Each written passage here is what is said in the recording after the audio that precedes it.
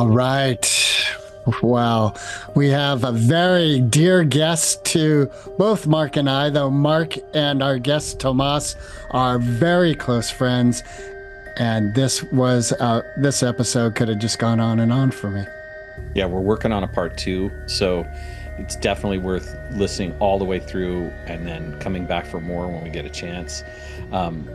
It's great to have such a warm-hearted person who's so knowledgeable. I mean, our guest Tomas has a degree in mathematics from Cal Berkeley, and has spent years and years and years doing different kinds of modeling. He did one of his first things he did, which we didn't talk about, was he did modeling for species tracking in his early 20s. And he was one of the people that when the mouse for your computer was invented, he worked for the guy who invented the mouse and helped him manufacture mice, and has just gone on and on. He's currently a privacy and security professional. So the conversation takes us into ways that we can fight the matrix and we can gain back some of our sovereignty and our digital footprint. And the medicine sometimes tastes a little bitter, but it's well worth it. So definitely get everything you can out of this episode. Subscribe, like, share. Please share this episode. I know we ask you, but this one is really important. We all need to know this information. And then we will continue to support Blast and the Compton Cowboys. But you can too, if you want, just go to our website, click the links, and donate yourself. But everything we put into that comes out of Moped Outlaws, there's a donation made for these two charities, and we're committed to positive social engineering to the best of our ability. All right, thanks, Tomas, and we look forward to your feedback. Send us comments and stuff too. Zes, hallo? Blijven. Stuur zeker wegen them. Joi, iets niet, joh. Sitaki Benza, Anika City. Two outlaws on the lam, taking the back roads through America. You can't drink enough coffee for this show. And now it's time for Monday Madness with the Moped Outlaws, Greg and Mark. Welcome to another episode of the Moped Outlaws. Today, it is my distinct pleasure to have my friend and co-conspirator, Thomas Stocking, here to talk about all things data security and privacy, but more so things that are just culturally relevant in these crazy times we live in, and maybe a little music too. So welcome, Tomas. Thanks for being with us. Oh, thanks for having me on, guys. I have a question pertaining to tech that I'd like to start with. Yeah, shoot. Why does a USB cord still confound me? I struggle to plug them in. Yeah, you have a 50% chance of getting it right. Yeah, and it doesn't seem to matter which way I turn it. It doesn't. Like, why should something so simple be so complicated in my life? The European Commission asked the same question and standardized USB-C for all of Europe. So all devices, new devices sold in the European Union must have, if they have a USB port, it's a USB-C port for that very reason. And what's the advantage with the USB-C? It's reversible. Doesn't matter which way. You can do it either way. Oh, brilliant. Dang. All right. I'm moving to Europe for so many reasons. Yeah. That's yet another one. Yet another one. Macintosh also has USB-C. If you notice the latest iPhones, they're no longer using the lightning cable, which was also reversible, but not now. It's all USB-C for everything. Oh, wow. I'm surprised by that. Yeah. Just for our audience, there may be times when my signal gets degraded because I'm currently tethered to my phone because my internet connection is down. But this is amazing where we can still do the broadcast and I'm just tethered to my device, which is, we live in the world of the Jetsons pretty much. Not quite, but we're on the cusp, right? I've seen lots of flying car designs. They really just are basically propeller-driven cars. They're, it's like, it's not the anti-grav units, right, that we thought might be the thing. And so, despite the question that's about to be born on Greg's lips, what do you think about anti-gravity propulsion, Tomas? What do you think? Is it like possible or not? Or Somebody proved that Star Trek's warp drive was actually a theoretical thing. But until we understand a whole lot more about the nature of the universe, there's no getting around gravity. It's kind of like it's linked to the fabric of space-time. Until we can manipulate the fabric of space-time somehow, we're pretty much stuck with being pulled to the center of the Earth. But doesn't cold fusion bring us into a realm of a type of floating device? Cold fusion's interesting just because it's a potential power source. There actually isn't cold fusion. There's no one that's actually been able to replicate the Pons and Fleischmann results. It turns out it's a well-known chemical cigarette lighter that they came up with. It had been invented 40 years previously.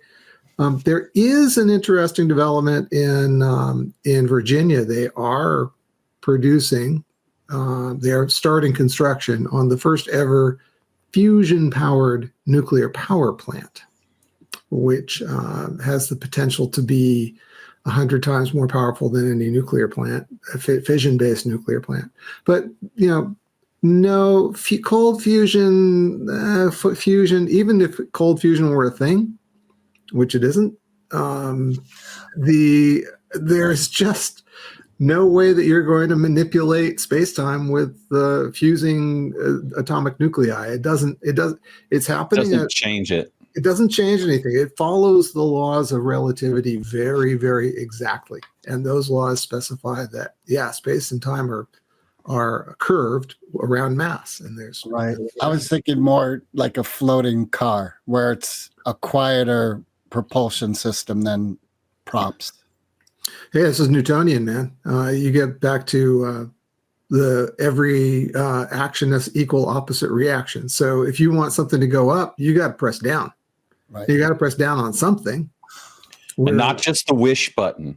Well, what about magnetic energies where there's a repulsion in the process? That works really well if you have ferric atoms in the ground. So you've seen a hoverboard? Right. You know the trick, right? No. Well, you've seen like a little YouTube video. Ooh, I built a hoverboard and it uses superconductors and it works. That's magnetic. Superconducting magnets are very strong. But in order to make that hoverboard go through the skate park like they did on the YouTube video, they had to embed a railroad tie in the cement along exactly the track that they did. And they had to do it like 15 times to get it exactly on that track for them to do those little hoverboard tricks. So, ferric atoms align magnetically. They are the ones that react with magnets. There's, ferromagnetism is, I don't know how many times stronger than paramagnetism. All matter has magnetism, but it's very, very weak. And there's just no way to harness that energy to counteract something as strong as gravity. You can't do it. Yeah, Taylor Swift's magnetism is pretty high. Oh, yeah. Especially in that dress. Oh, my God. I know. Well, which one? Doesn't matter. The one with the spangles on it. Yeah. Okay. That one. Yeah. I like the one where she dives into the stage. It's funny how there's magnetism in the electromagnetic ferrous sense. Pardon me. I'm learning to use my mouth again. And then there's this, attention magnetism, right? And we have in our society now, we have the highest levels of people trying to leverage and generate attention magnetism with each other across social media. And we've been trained to drive that attention magnetism to ourselves through our own social media platforms, but then we also give it to other people, this attention, right? And so when people say pay attention, who are they paying? Well, they're paying Zuck and Musk and, ByteDance and, all of those people. But they're paying with what? They're paying with their personal information. not anything else. Boy, that is right? a segue into. I did that pretty good, right? I'm impressed. I think you did well. But it's important to remember what we're selling, or what we're paying to have all that attention on us, and to give our attention to the people we're doing that with. Since you brought up one of the billionaires, let me ask you, Tomas, if I may. Amazon implemented that palm reader for their payment platform in Whole Foods. Mm-hmm. Do you personally see security red flags with that technology? Well, I do, and I'm not alone. The Illinois legislature also saw security red flags and passed a Biometric Information Privacy Act, a BIPA law. And there have been several lawsuits, class action lawsuits over that, over technology like that. Things where if you clock in with your biometrics or your face scan or something like that to your work, who's watching the biometric data that they collect? Are they sharing it somewhere? Do they consider that just another company asset that they can go and try to make money off of? That's the kind of information that is extremely valuable for proving identity, validating identity.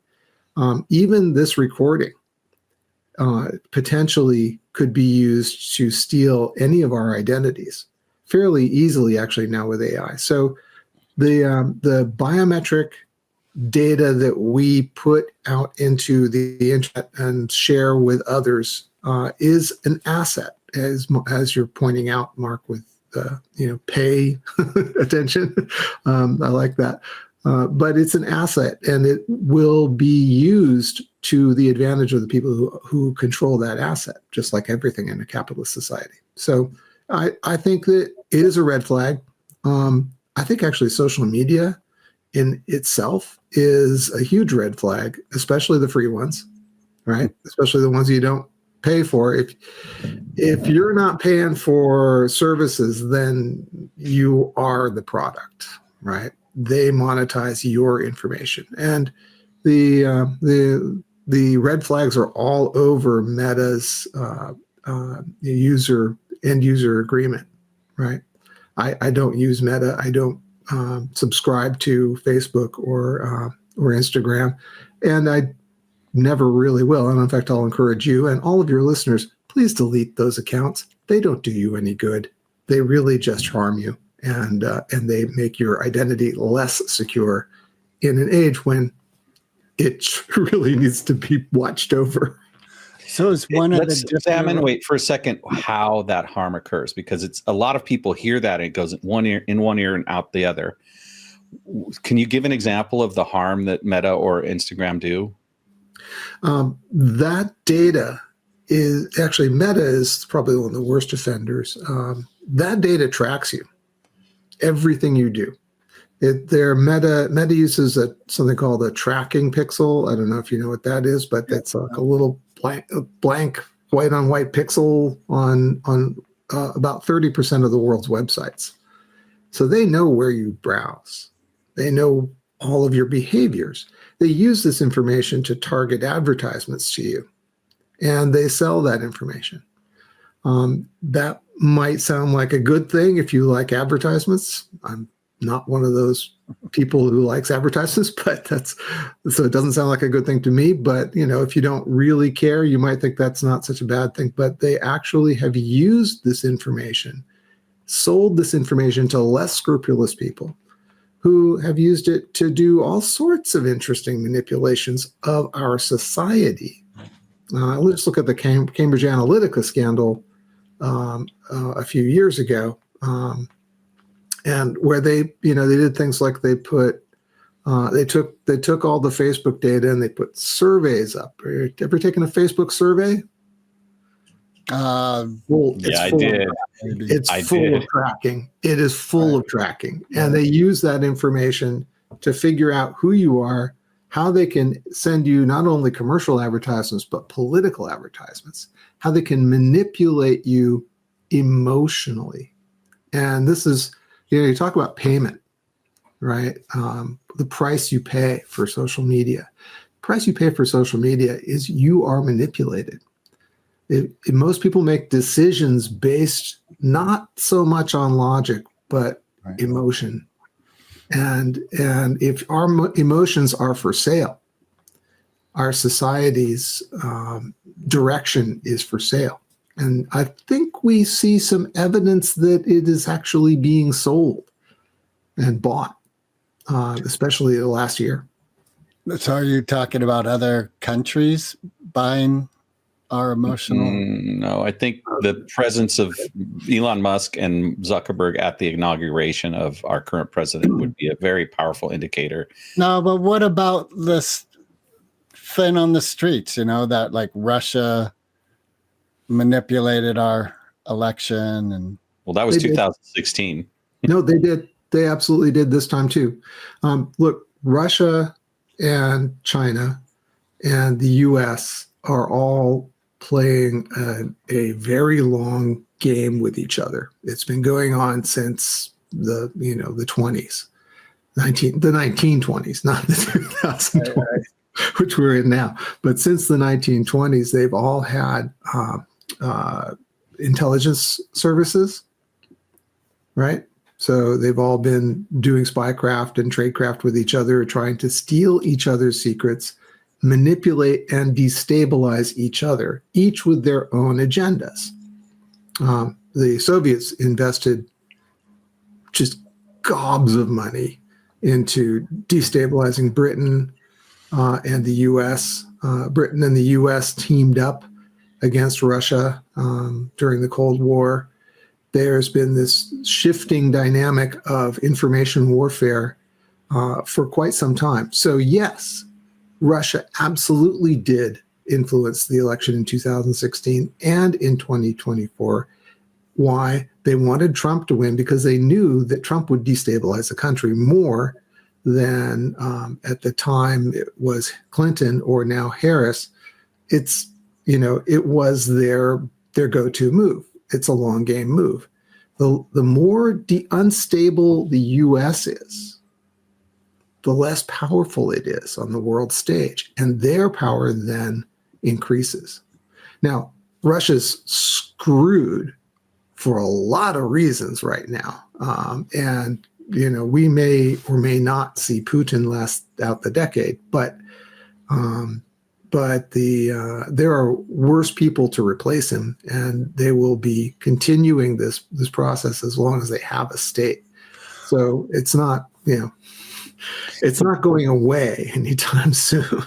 I want to shine a little bit of a light on the emotional manipulation piece, because I'm not manipulated by social media. I choose all my actions. Like, we have this idea, but one of the things that the father of propaganda figured out, who happened to be a cousin of Freud, there's a great documentary about this, was that people's subconscious fears and core wounding around being ostracized from society, not belonging, not feeling safe in terms of their personal value, their self-esteem, are easily manipulated through repetitive messaging.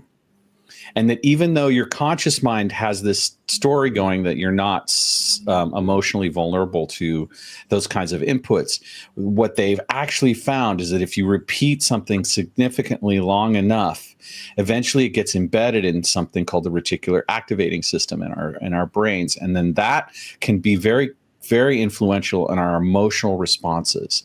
And so this has gone from being a paper science in the 30s, 40s, 50s, and 60s, where they learned all the different ways that people can be maneuvered. One of the things that was true about the 60s is the MK Ultra investigations that the intelligence agencies did, and using very influential chemicals like LSD to try to understand how people's subconscious actions influence them. And so now in the technological era, the science of emotional manipulation is backed by these powerful, powerful tools and algorithms that are trained to go over and over and reinforce day in, day out, hour, scroll after scroll of the things that have you, those of us who are listening, be subjected to those like triggers, really. And micro triggers add up. That's what Goebbels and those people found out, is if you repeat the lie often enough, pretty soon you believe it and you'll defend it with your life because it becomes part of your identity. The ego takes it on, the id takes it on as if it's real and a threat to your own life. And that's what we see in American social dynamics now, is social media has got us kind of in camps and afraid of each other.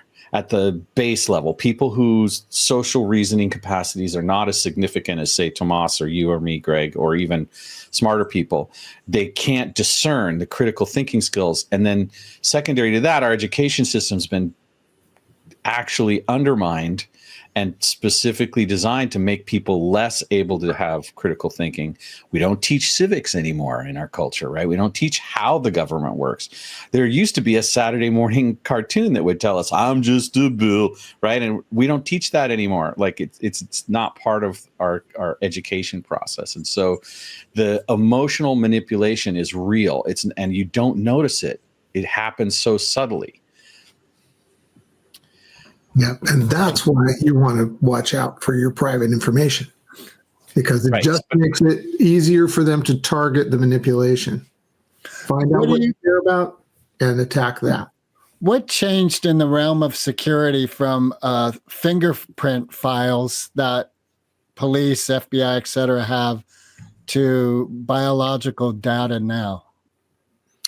That's the story of DNA. Really, that's what's happened. That's so much more important now in forensics. DNA is the key to unlocking just thousands and thousands and thousands of cold cases. DNA is the key to proof of someone's being present at a certain time, someone being related to someone else.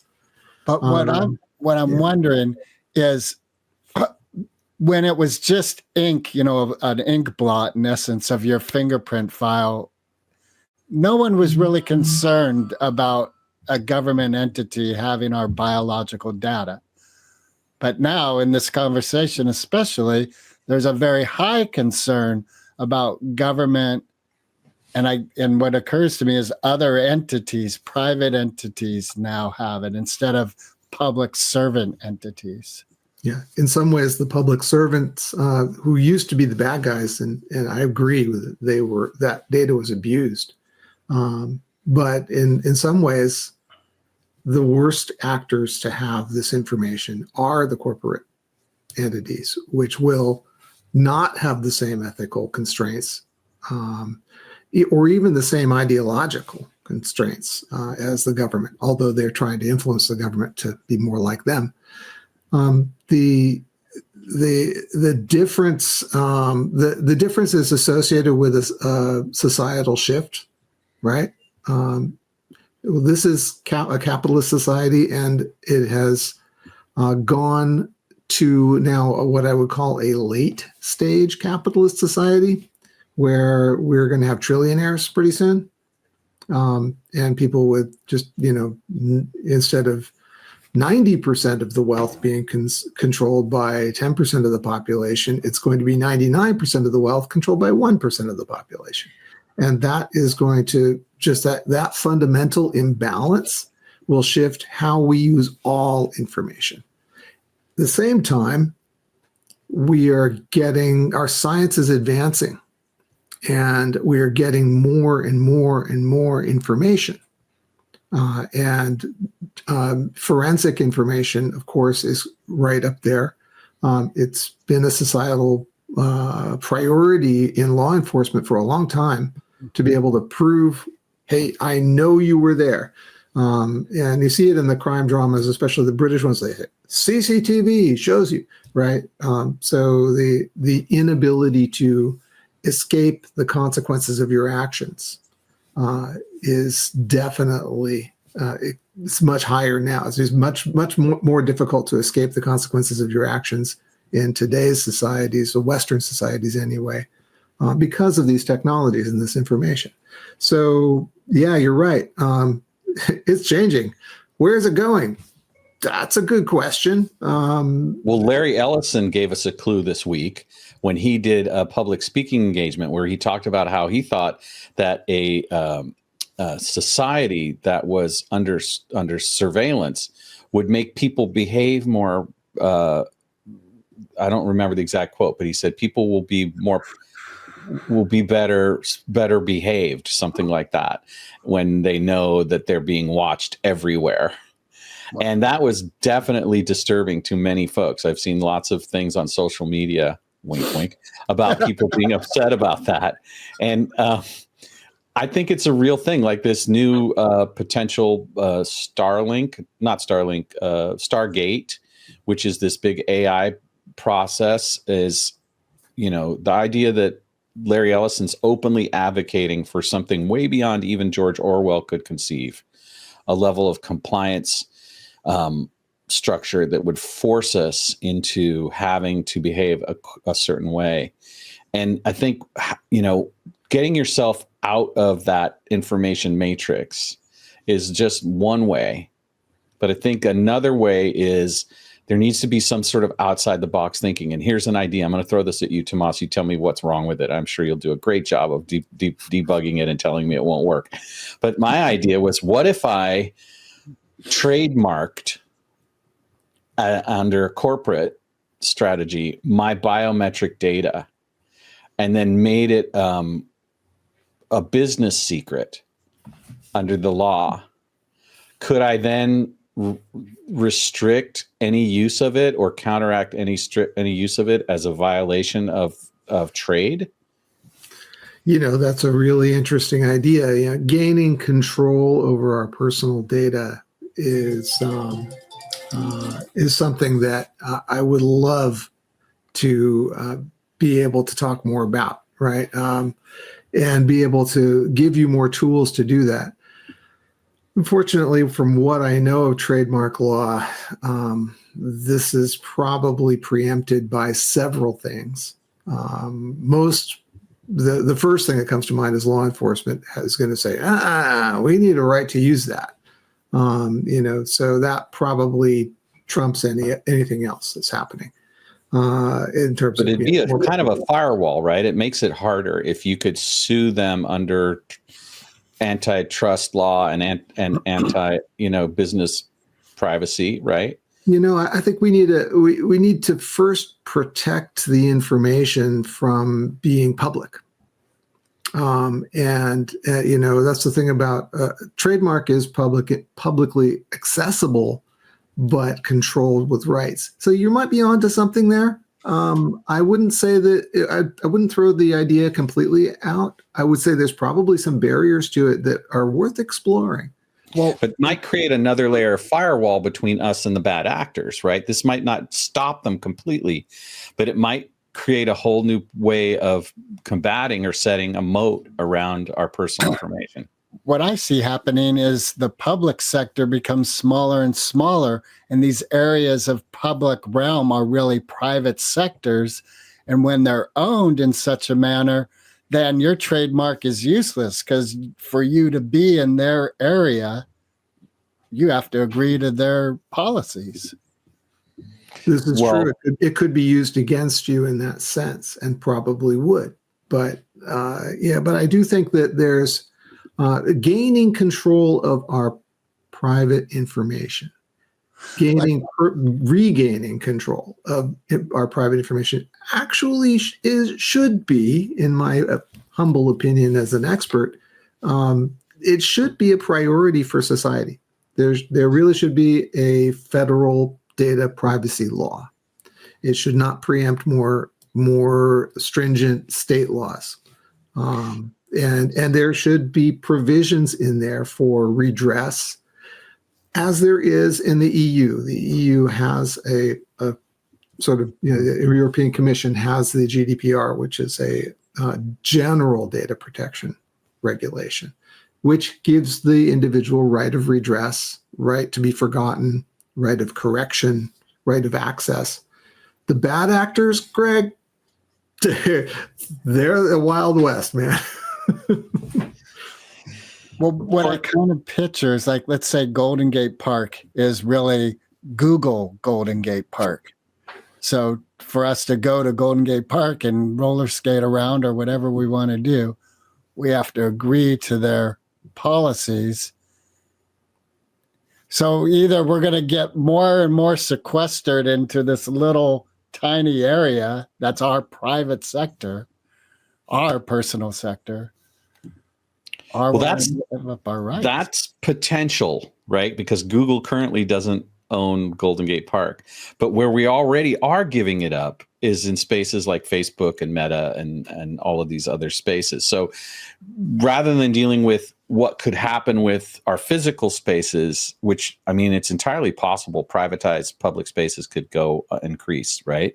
But secondary to that, if we just started to pull back from where we are en masse, that would begin this process more and more. Because one, it would start to defund the funding for these things, because as if Meta doesn't have information for me for the last 18 months, then that's a less viable statistic to sell advertisers and to sell propagandists, right? So if that's a massive step we can take now. Okay, but I would say that my knowledge of the crisis in the Middle East, particularly with Israel and Palestine, has been enhanced greatly with social media, and a lot of it coming from the individuals on the street saying their personal perspective and giving me that information to process. And this podcast, for instance, is an example of the democratization of access to information that the internet affords. Now, I'm not saying that the internet is a bad thing. I think the internet and the information sharing we can do on it is good.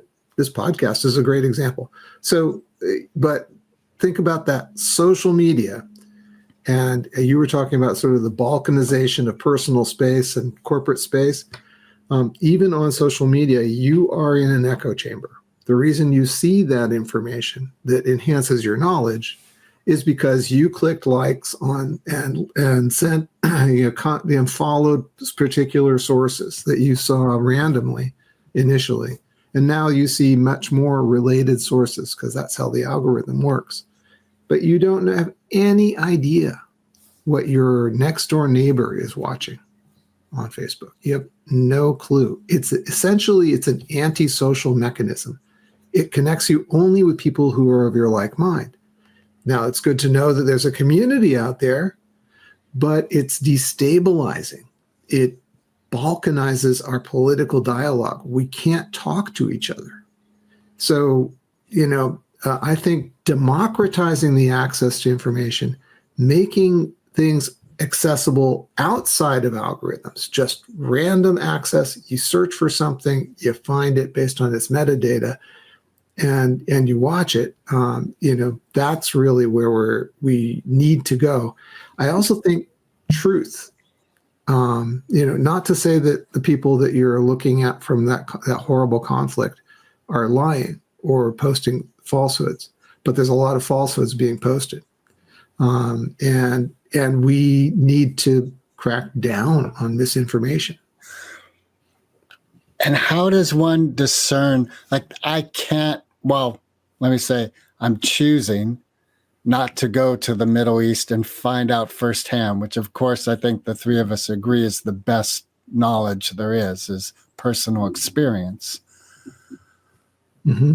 So how do I discern the information I'm receiving? Well, I'm not saying it's going to be easy for us, but remember what we were talking about before. If you have an emotional reaction to something you see, question it. Just verify it in some other channel, because if it scares you, if it makes you feel angry, if it makes you feel sympathetic to a particular cause, just look for verification on other channels. Just do that one step. You'll go a long way toward filtering out the BS that's coming through your channel. Do you know of some media sources that listeners and myself included that to be good resources of information? My favorite is an Italian one. What is it? It's called La Bufala. Means literally the bullshit. But there's Snopes, and there are several sort of fact-checking organizations. I'll give you our listeners one right away. You can go to kpfa.org and listen to a whole different perspective that's based on this idea of actual journalism. Now, even though KPFA exists in a kind of editorial bent from being a pacifist radio station for 75 years, anti-war, very leftist, and some say it could even be considered a socialist vehicle, but it's not a propaganda machine. They still ask everyone to come on and give their side of the story, because that's part of their core values. Even though radio and television in America has sadly lost its balance, right? The requirement of the FCC to have balanced reporting has been eliminated. This is one institution that you can get a different point of view. They go and they talk to people, and they actually give people the time to talk about something. So if they're talking about a important government document, they often will ask a conservative to be on the show. The problem is the conservatives don't show up, right? So it's that sort of thing. But other than that, we are our own entities in terms of things like podcasting now, right? And another thing, one of the things that I noticed about the Palestinian conflict was that TikTok played a tremendous role in giving voice to people in Palestine. Like, I don't think you actually spend any time there, Tomas, so you may not have seen what happened, but there were literally daily reports from people on the ground in these different cities who were, when the bombs were falling and when they were being pursued by, and slowly the algorithms began to sort of eliminate those. Even ByteDance became subject to this idea of censorship of those ideas. But there was a period where it was wide open and you could really see what was happening over there. But eventually they became subject to these limitations because it doesn't fit the narrative of large money power structures. Right. Yeah, that is a very insidious and somewhat transparent consequence of the structures that are in place, right? So, yeah, money, it follows the money. Well, they didn't do enough, which is why Congress tried to get rid of them, right? Right. Well, yeah, that's they didn't. Congress tried to get rid of them on the basis of an intelligence report that showed that ByteDance is basically a spying organization for the Chinese. I actually agree with banning TikTok. I think it's a whack-a-mole game. I mean, I just talked to some member of my extended family who said, "Hi, I'm learning Mandarin." Why are you learning Mandarin? Because I'm on Red Note. And I'm like, so you joined that trend. Okay. It's a whack-a-mole game. People want they get addicted to the sort of the, I don't know, endorphin hit or the, dopamine or whatever it is they get when they watch TikTok, and they want that feed of information, and they'll go to the place that gives it to them. Well, even if that place steals their information, uses it to destabilize society and make everyone's life suck. Well, okay, so that brings up two things to mind. One is you said earlier that one of the ways to get us emotionally, I think, Mark, it was you who mentioned it, is our psychological desire for belonging and being a part of. And if you threaten that, then you could start seeping information through that crack in one's thought. Yeah, that's the function of early stage propaganda, was that they learned how to pull the emotional levers of fear and anxiousness in human beings. And TikTok, when it was about to be pulled on that Sunday, there was a surge of like, hey, love you, it's been great. I've been like, this community rallying on TikTok, and everyone's saying, "Go meet me here, go meet me here." And I forgot what the other point that was that came to mind. But part of, Tomas, what I know to be real is there is a sense of belonging in interacting with people in their social realms, social media realms.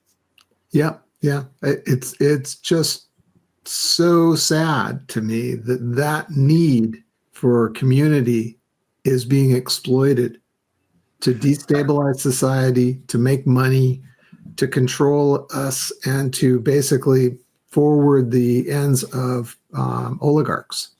I remember what the other thing was. There's a friend of mine who's in the realm of engineering, especially for cities and et cetera. And he said part of his challenge is the information he knows about the potentials environmentally that'll be here in 10 years is you can't show it to anyone. They don't see it as a reality, so they don't act. And I think part of what you're talking about, these subversions to our society and even us personally, aren't seen until they actually, like, there's a full-scale riot, till the society's broken down. Then suddenly it's important to everyone. Yeah, you have to look. And I'll give you an example. Do you know what a DJI drone is? No. Okay, a little bit of background here. The Chinese company DJI started making personal drones. And they're fun. I have one. They're really great. You can fly them around, do aerial photography. They're incredible. And they make them at 249 grams. Well, at 250 grams, the FAA regulates them. You need a license. You need to be identified personally. But 249, you don't need that. You just are limited to like 500 feet, which is really high, by the way. 500 feet is way up there. And it'll go a couple miles. The thing will go a couple miles away at 500 feet. And you can't even see the thing. Damn. Yeah, bye, Mark. But just listen to what happened. So when they sold the drones initially a few years ago, and when I bought mine, they included in their software a geofence. A geofence is a software device which keeps the drone from taking off if it's within 5 miles of an airport, if it's within 5 miles of a military base, anything sensitive for aircraft landing, taking off, operating, anything like that are specific zones. There's also an exclusion zone over criminal, there's a kids, teenager correctional camp, so correctional facilities near my house, and they can't fly over that either. So that's fine. You fly in the areas where you can, and you can fly over private property and stuff like that. Great. So I'm using my drone and all that. And then all of a sudden, the Chinese dropped the geofence. So what does that mean? That means they are being chaos agents. They are now allowing us hobbyists with these drones to fly over airports, over correctional facilities, over military bases. And by the way, these drones allow you to take video, and you can also upload your video to the cloud controlled by DJI.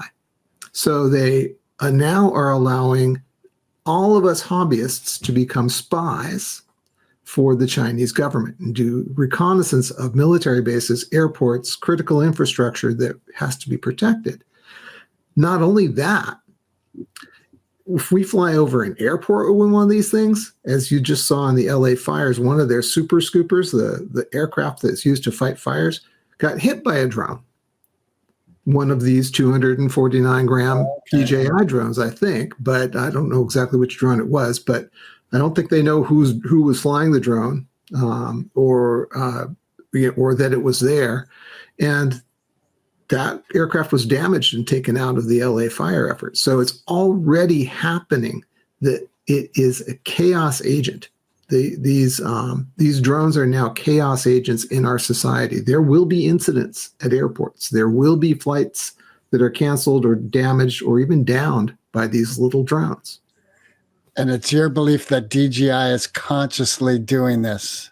It's not even my belief. It's a fact. They said they are doing this. They said, yeah. And the reason why is there's enough regulation on these drones that all the operators can be identified. Bullshit. It's only the 250-gram drones that require that. And the 249s don't.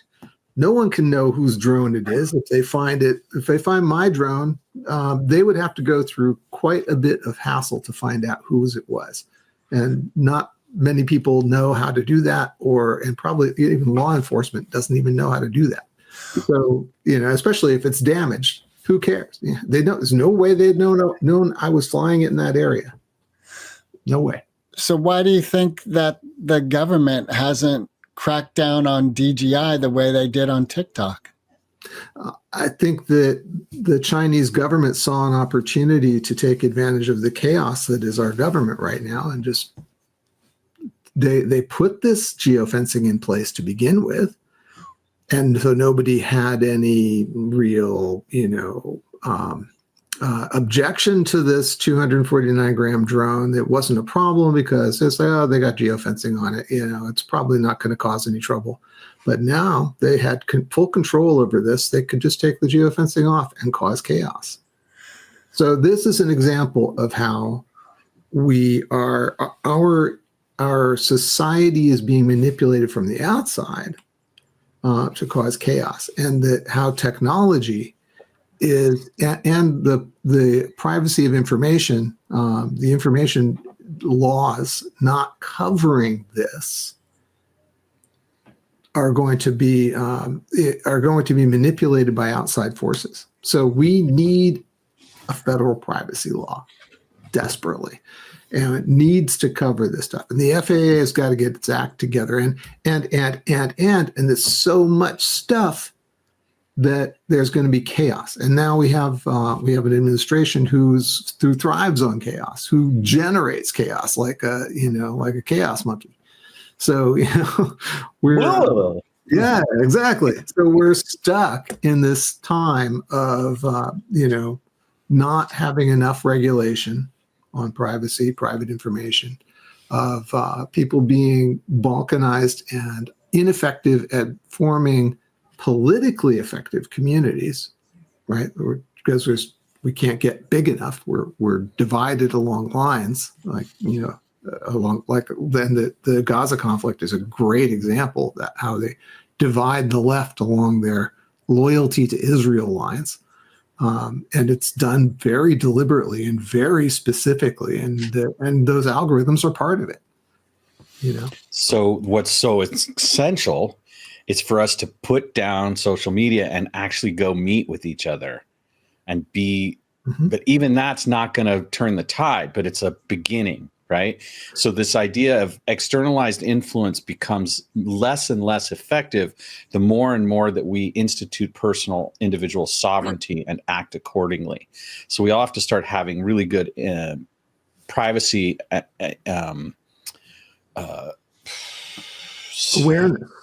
awareness, but cleanliness, right? Where we really keep ourselves as clean as we can. That's what I was just wondering, Tomas, do you believe meditation and other such practices that allow one to explore one's inner realm and become cognizant of one's personal emotions and the potential bases of where these emotions are stemming from has merit in our autonomy as technology and privacy are blowing up in a chaotic manner? I absolutely do think it has merit. I think that anything that we can do to be more aware of our emotions and their sources will help us to avoid manipulation. And being emotionally intelligent is something that, I've been seeking after for decades. I'm somewhere on that journey. But I think everyone could take some simple steps in this area. Meditation is one. Even just being aware of how you feel during the day, like at the start of the day, writing it down. If you keep a daily journal, just make one of your entries. How am I feeling this morning? And be aware if you're do you have some source of joy or some source of angst or terror in your life that is going to color your actions that day, that at that time? How does that change over time? Those kinds of emotional tracking and awareness steps are key to how we react in our interpersonal reactions and our online reactions. And they are key to us being aware of when we're being manipulated, and how quickly we can be manipulated to do bad things. So taking emotional intelligence and raising it another level based on my experience and what I do, Right. is emotional sobriety. Emotional intelligence is the stepping stone to emotional sobriety. Emotional sobriety is the practice of cleanliness, of emotional cleanliness, of noticing when you're in a triggered or activated state that has you either go anger, jealousy, right, fear.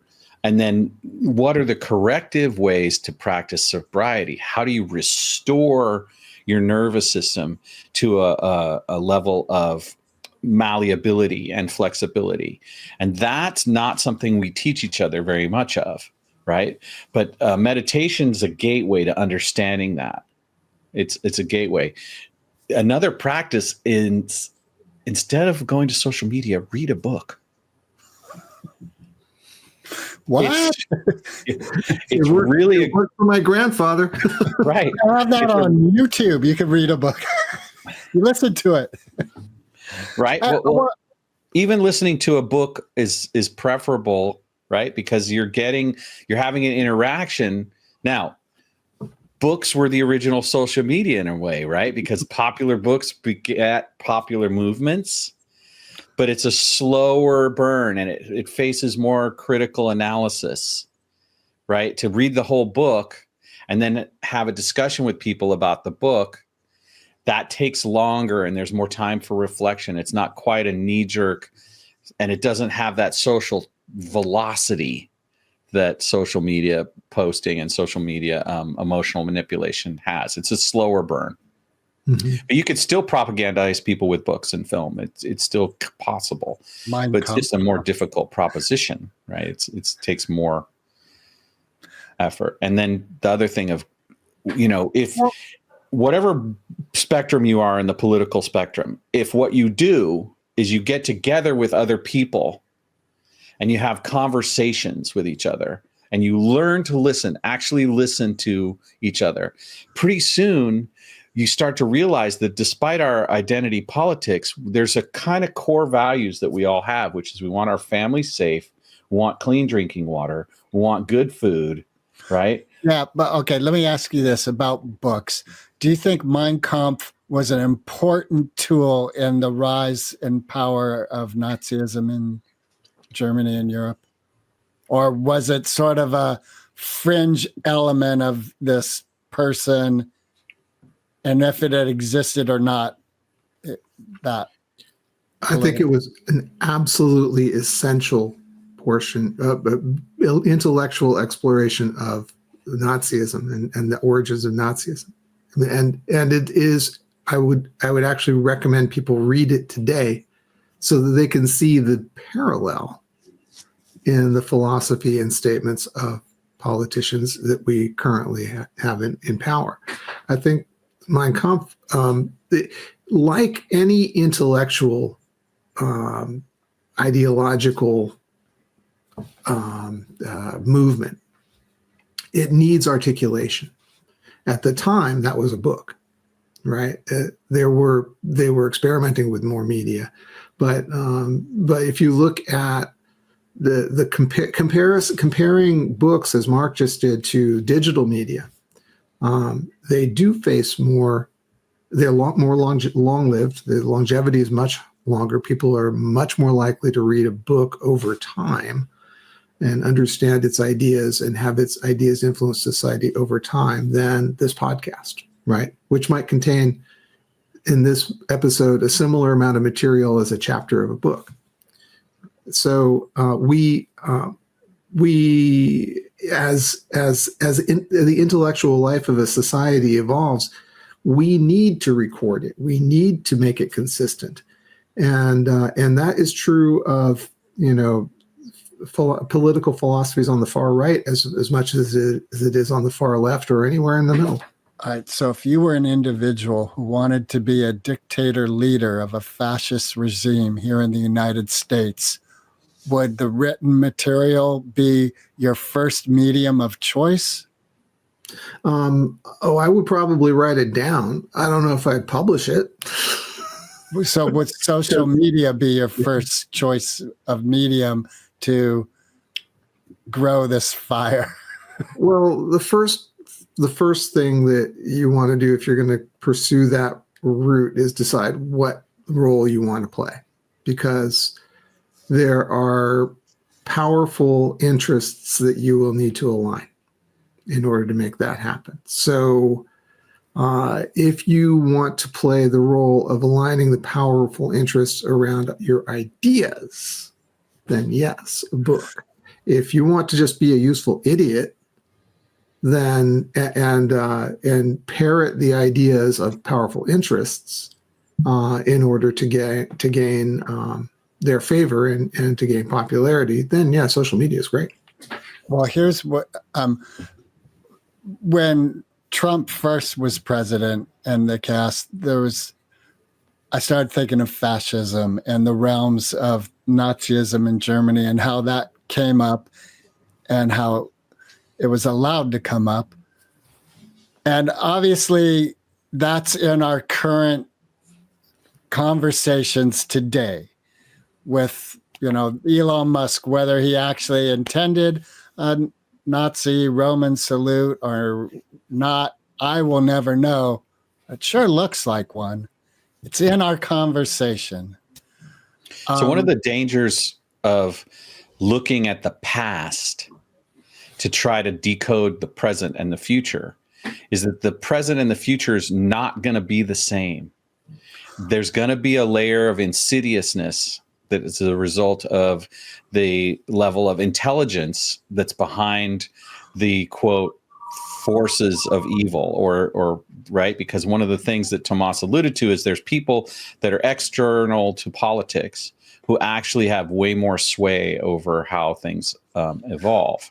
But you have to align yourself with them first. Well, here's what I'm wondering was Adolf Hitler brought in, as you said, like sort of the stupid public parrot to be the leader at a later time when actually these factions of Germany had gathered together and decided on a fascist power, knew they needed a leader, and went and sought out Adolf Hitler. Like, so as a similar, I say this very tongue-in-cheek, but if our bald-headed billionaires that were on the podium next to Trump being inaugurated were like, okay, we can do this. We can take over. And we just need a parrot. Is that the way Germany Nazism came? It happened in that manner? Not exactly. I think Mark is right. You can't draw a historical parallel. There were the conditions in Germany at the time were extremely chaotic, and people were very tired of the disorder, and so that's just. I mean, you could say that things are chaotic. Were chaotic in 2024, but they're a whole lot more chaotic in 2025, and I think that it's just a different context. It really is, and the amount of power that those bald-headed billionaires have, soon to be trillionaires, most of them, they have so much more power than the industrialists and the militarists of Germany had, just in terms of numbers and numbers of people they control, and numbers of people whose lives they could screw over if they wanted to. It's just not the same situation. We are in some ways it's harder now, I think, to take over the world economy than it would have been for Germany to do it in World War II. That's what they were aiming for. They didn't succeed. They ended up creating a military-industrial complex in Russia and the U.S. that ultimately did take over the world economy and does control the world economy. Control is sort of not really the right word because the world economy is too chaotic to control, but they have the strongest influence. Yeah, they have the strongest influence. So when I think it's more an opportunism that Musk and Bezos and those other guys saw when they saw that Trump was running again, what could be bought. I mean, yeah. So Musk invested what, 200 billion or something? No, 200 million. 200 million in the last quarter of advertising and 10 stuff. times that. But here's the key, the foundational key is all of our current oligarchs, especially the social media run ones, they're counting on us. We're their fuel. So if for some reason we can create viral awareness amongst everyone that if we all shut off those, it almost happened with TikTok. Like a bunch of people were like, shut down, throw away your Facebook, your Meta stuff. And TikTok was driving it, which isn't quite what we want. Right. But the recognition that if everyone just decides to opt out, they suddenly lose everything that makes that whole part of their matrix function.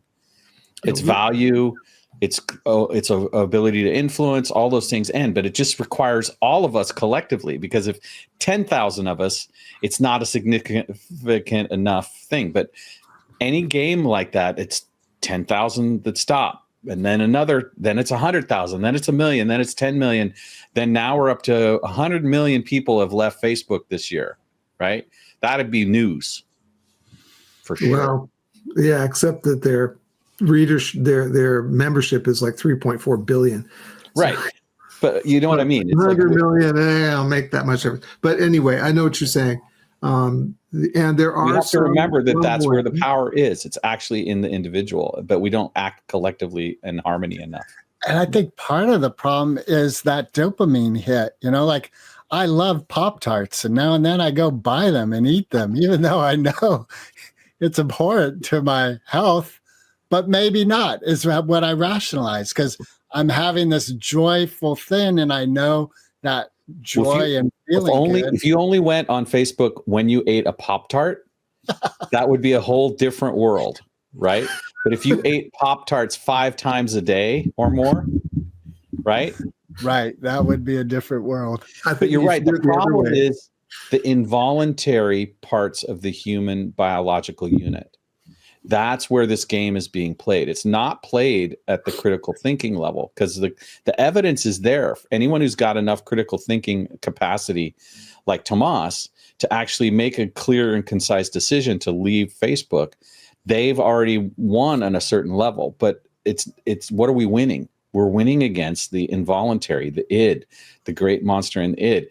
And, Christian doctrine was the first version of social control that we're most aware of. And we can all see it in various other doctrines of this type. And what do? They leverage this idea of the unknown and fear. And then they get us collectivized around that set of fears. And they give us an answer. They give us some medicine. I think Judaism, and then what was going on in Egypt, or what was going on. I agree that all of those religions tend to become these dogmatic doctrines that are designed as social control units. But the reason they function is non-logical. And it's emotional, psycho-emotional, right? And one of the things I've learned about as I tried to market my business is not demographics, but it's psychographics that people are interested in.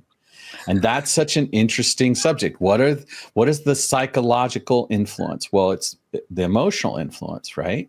How do we emotionally influence each other? And it's just, once you start to see beyond the veil, you notice how, I noticed how I would manipulate with guilt when I was younger, and how I would, use different kinds of social pressures to get what I wanted. That's what patriarchy is. That's the way male dominance exerts itself sexually over females, and all of these things. I do believe there's this element that I call nature, God, whatever. There's this element, and what you were just talking about with what'd you call it? Psychographics. It's a real thing. Okay. And I was thinking of Van Gogh and how during his time, his paintings were not recognized at all as anything of value.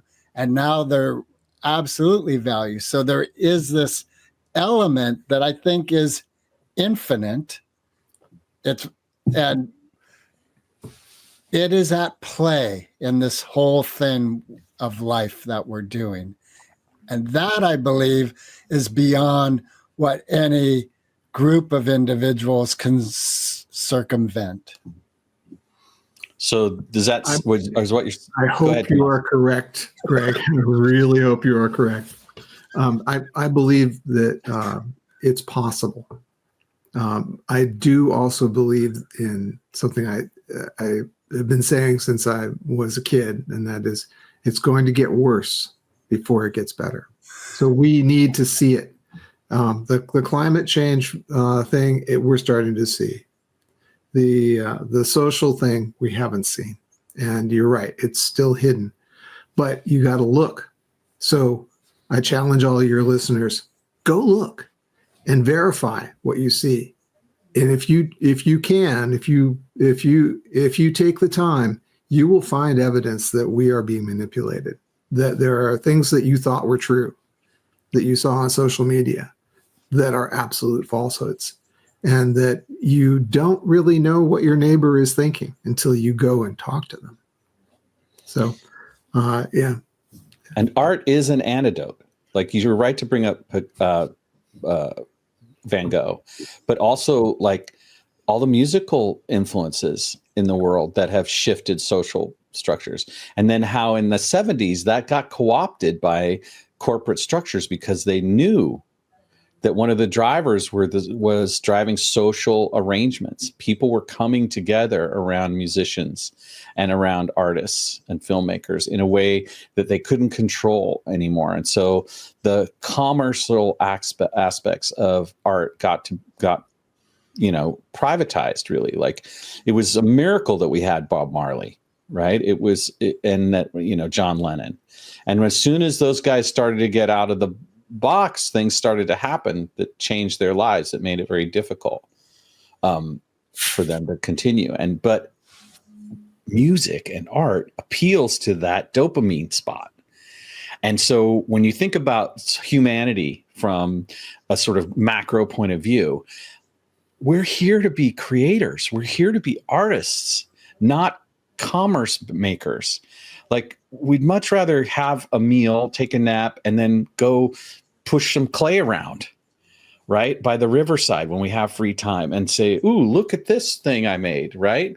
And so that's another way. If you just drop your social media and then go do any kind of art, paper mache, painting, dancing, music, writing, right?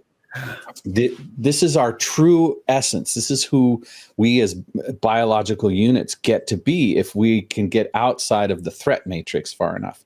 And that's the thing about late stage capitalism, is it just keeps up leveling the threat level and downplaying our material capacity to be free from the influence, right? Because we're all working so much harder now to survive. Less and less people have less and less access to stable living conditions, right? How could they do anything creative and proactive in that situation?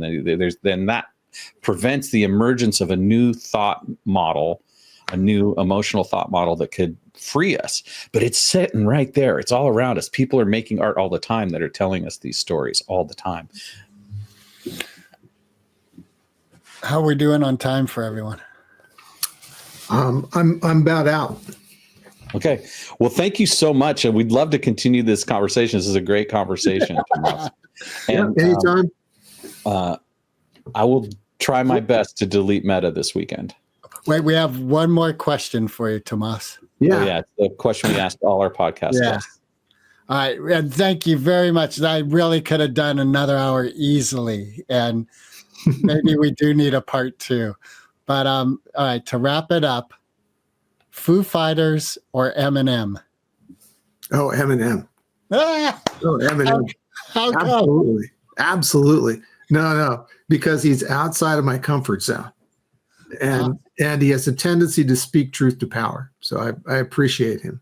Now, as far as what I play on my stereo, Foo Fighters. But Eminem. Way more important. That's brilliant. Yeah, I love him. He's a powerful individual artistically. Yep. All right. Well, thanks for what you're doing in the world, Tomas. And thanks for all of your insights today. We'll let you know when this goes live so you can tell your neighbor. Thank you guys for inviting me. Recording stopped.